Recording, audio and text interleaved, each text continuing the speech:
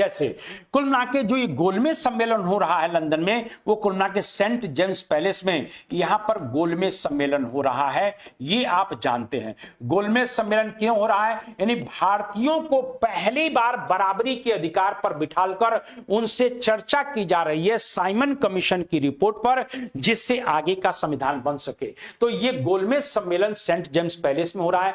Buckingham palace में British सम्राट रहते हैं। कौन रहते हैं? ये ब्रिटिश सम्राट रहते हैं, ये भी आपको मालूम होना चाहिए। किंग्सले पैलेस में गांधी को रखा गया था। कहां रखा गया था? गांधी ठहरे थे किंग्सले में। 10 डाउनिंग स्ट्रीट में ये ब्रिटिश पीएम रहा करते थे, ब्रिटिश प्रधानमंत्री रहा करते थे। तो गांधी किंग्सले पैलेस में ठहरे थे। और मैंने कहा था कि गांधी एसएस राजपूताना जहाज से, एसएस राजपूताना जहाज से इस सेकंड राउंड टेबल कॉन्फ्रेंस में भाग लेने के लिए गए थे। इनके साथ अन्य जो लोग गए, उनके महादेव देसाई जो कुल मिला के कहने के पर्सनल सेक्रेटरी थे, इनके एक और सेक्रेटरी जो बाद में बनेंगे प्यारे लाल थे, इनके साथ और कौन थे? इनके पुत्र देवदास गांधी भी थे। ये देवदास गांधी भी गए हुए हैं, घनश्याम दास बिरला भी जा रहे हैं, जीडी बिरला भी जा रहे हैं, सरोजनी नायडू भी जा रही हैं। तो सरोजनी नायडू भी कुल मिला के कहीं कहीं पहुंच रही हैं। सरोजनी नायडू के साथ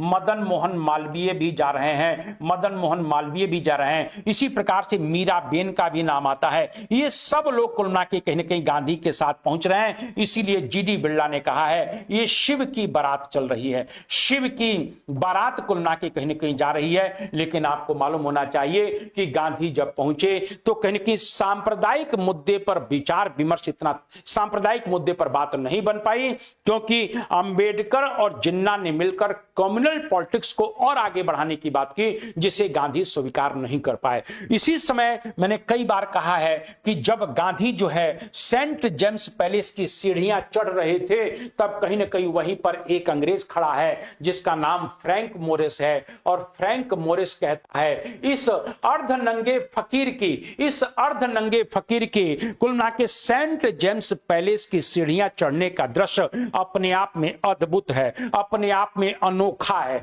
इसलिए फ्रैंक मोरिस ने गांधी को अर्धनंगा फकीर कहा है। ये मैं कई बार आपको बता चुका हूं। अंततः कुल मिला के गांधी वापस आते हैं बर्किंघम पैलेस में।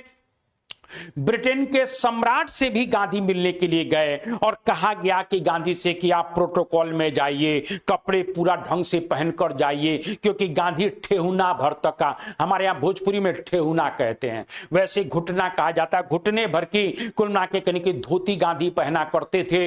इसीलिए कहीं ना कहीं मैं यह कहना चाहता हूं, कहा गया गांधी से प्रोटोकॉलवा में जाइए महाराज, थोड़ा सूट बूट। किससे मिलने जा रहे हैं? ब्रिटेन के प्रधानमंत्री से। गांधी मुस्कुरा दिए, कहे तुम्हारी ऐसी की तैसी, चलते हैं देखते हैं। सम्राट बुलाता है, सम्राट ने बुलाया, चाय पर बात हुई कुल मिला के, और चाय पर चर्चा होने के बाद जब गांधी इस प्रकार से ब्रिटेन के सम्राट से निकलकर, बर्किंघम पैलेस से निकलकर बाहर जा रहे थे, पत्रकारों ने पूछा महाराज क्या आपके पास कपड़ा नहीं है? आप कुल मिला के अर्धनग्न अवस्था में हमारे सम्राट से मिलने गए। तब कुल मिला के गांधी ने कहा कि तुम्हारे सम्राट ने सभी भारतीय वस्त्रों की चोरी कर लिया है, तुम्हारे सम्राट ने पूरे के पूरे भारतीय वस्त्रों को अपने यहां रख लिया है, इसलिए हमारे यहां कपड़ा पहनने के लिए नहीं है, इसलिए मैं अर्धनग्न अवस्था में तुम्हारे सम्राट से मिलने के लिए आया हूं।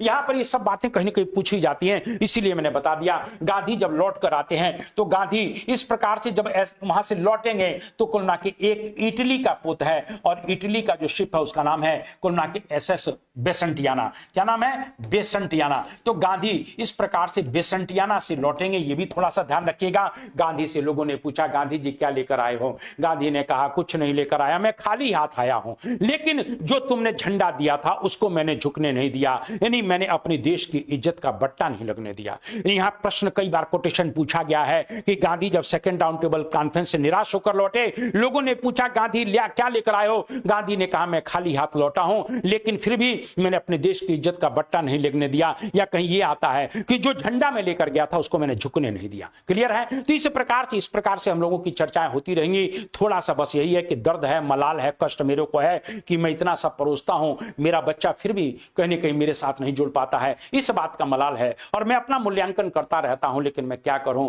मैं इसी तरह से पढ़ाता हूं। कोई गलती हो तो उसके लिए